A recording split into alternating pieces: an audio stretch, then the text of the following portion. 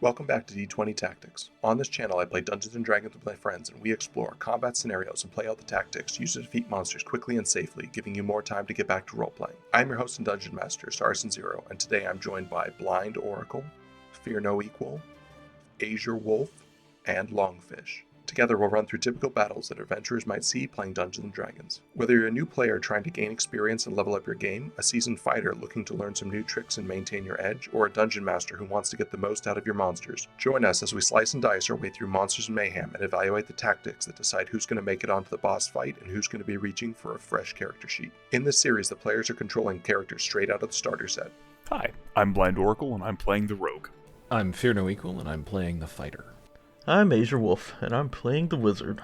I am LongFish, I'm playing the Dwarven Life Clerk. At level 12, our daring adventurers are clearing out the den of Diabolical Cultists. They'll have to face 6 encounters all based on this theme before they get to a long rest and level up to level 13. This is the 12th dungeon in the starter set series, so if you missed the start, you can find a link to it in the description below. Let's review what the players have at the start of the dungeon. No real class features to speak of. Sneak attack is at 66 at this point, and we have uncanny dodge to limit incoming damage. We're using a +1 shortbow, and if everything goes completely wrong, we have a +1 dagger. Fighter level 12. We currently have Great Axe +2, which is new, as well as a Pike +1, which is new. We have a Javelin of Lightning, so we have a ranged attack. Dust of Disappearance for potential invisibility. Dust of Sneezing and Choking for some disablement. Gem of Brightness for ranged disablement. Cloak of the Manta Ray in case we wind up underwater again. And an Elemental Gem of Air to summon an Air Elemental. I also have a couple of Potions of Giant Strength. Of course, we have our Second Wind, our Action Surge,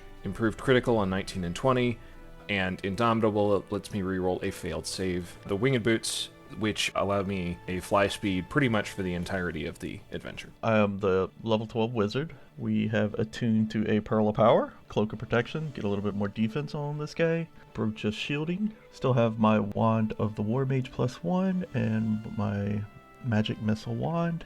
As for my spells, we're walking around with Mage Armor, Magic Missiles, Shield, Featherfall, Shatter, Fireball, Haste, Counterspell, Fly, Hypnotic Pattern, and Dispel Magic. Banishment, Polymorph, Cone of Cold, Animate Object, Arcane Hand, Chain Lightning. Walking around with some scrolls, we've got 3 Fireball, 3 Haste, and a Mage Armor scroll. I'm playing the 12th level Clerk. I'm holding my Staff of Python and +1 shield. And for spells, I have Light, Sacred Flame, Thaumaturgy, Spare the Dying, Resistance, Bless, Cure Wounds, Guiding Bolt, Healing Word, Inflict Wounds, Lesser Restoration, Spiritual Weapon, Aid, Hold Person, Prayer of Healing, Warding Bond, Beacon of Hope, Revivify, Spirit Guardians, Mass Healing Word, Dispel Magic, Animate Dead, Death Ward, Guardian of Faith, Banishment, Freedom of Movement, Mass Cure Wounds, Raise Dead, Flame Strike, Dispel Evil and Good, Greater Restoration, and Hero's Feast. All encounters use monsters straight out of the monster manual with no modifications or adjustments. Encounters are based on challenge ratings from that book. I'll control the monsters and do my best to put as many adventurers in the ground as possible. As we go, we'll talk about the choices we made, why they fit the characters that the players are using, and what mistakes we made along the way. Grab your dice, draw your sword, and let's jump into combat.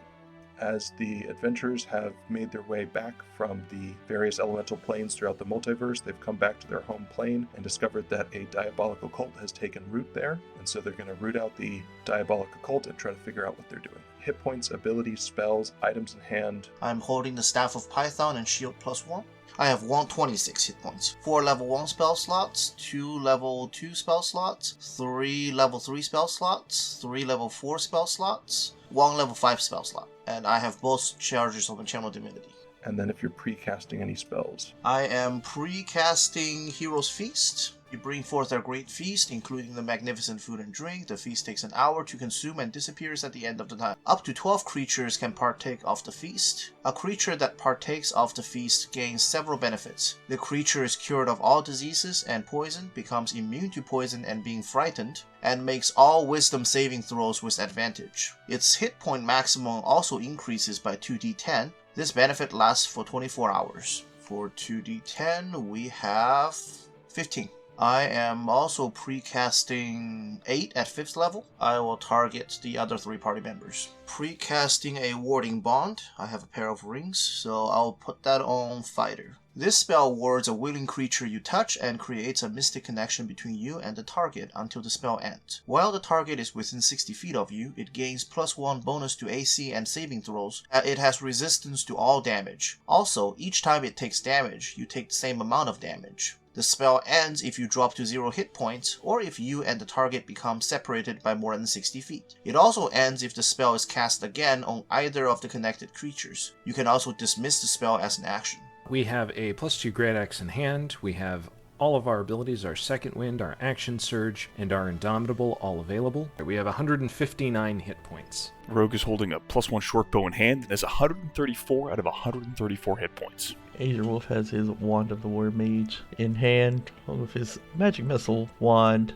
I'm 109 hit points, 4 first level slots, 3 third, 3 second, 3 fourth, 2 fifth, and 1 sixth. Gonna pop that Mage Armor Scroll and ritual casting Water Breathing just in case we run into some water somehow. Monsters, abilities, items, and numbers. So this is a fallen angel that you guys are fighting against. It's an Erinyes, or an Erinyes, or however you want to pronounce that. Her name is Erin. You guys are fighting against Diabolical Cult. That means you're going to go up against a lot of devil fiends. They have resistances to cold, bludgeoning, piercing, and slashing from non-magical weapons that are not silvered. They're immune to fire and poison. They're immune to the poison condition. Her weapons are magical, and they deal an extra 2d8 poison damage. She's a fallen angel, so she can fly for 60 feet. She has a longsword that she can make 3 attacks with. She has a long bow that she can make 3 attacks with. If she hits you with the long bow, you can be poisoned, and the poison lasts until it is removed. We're all immune to poison. You are immune to poison damage. You're not immune to the poison condition, but you are going to ignore her hellish weapon poison. That's certainly true. I think we are not immune to the damage, although I will admit that's a problem in 5e. Following the precedent set forth by Sage Advice Compendium, immune to poison includes both the condition and the damage type.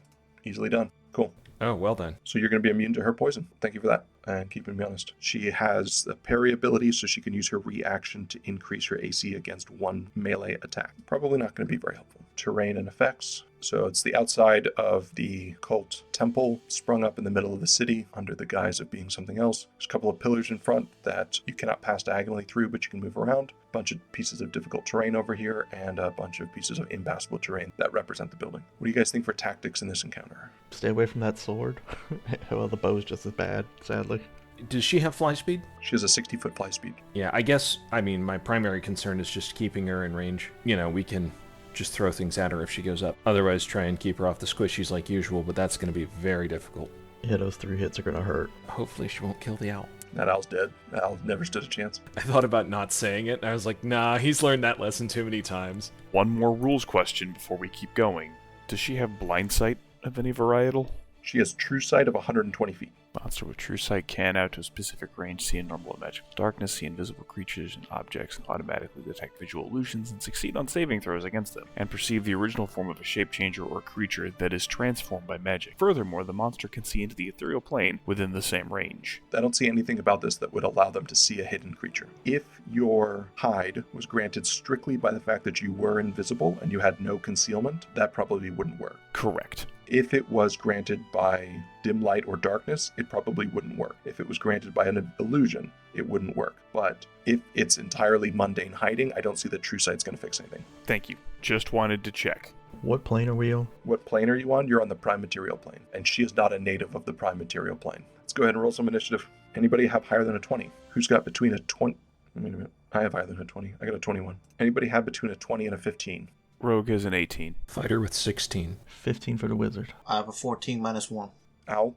He's got a big old 9. Erin is going to go first. She's got a 60-foot fly that she's going to take. She's going to fly to here. She's going to stare at you and shoot you with a bow. She only has a +7 to hit. Let's down the owl first.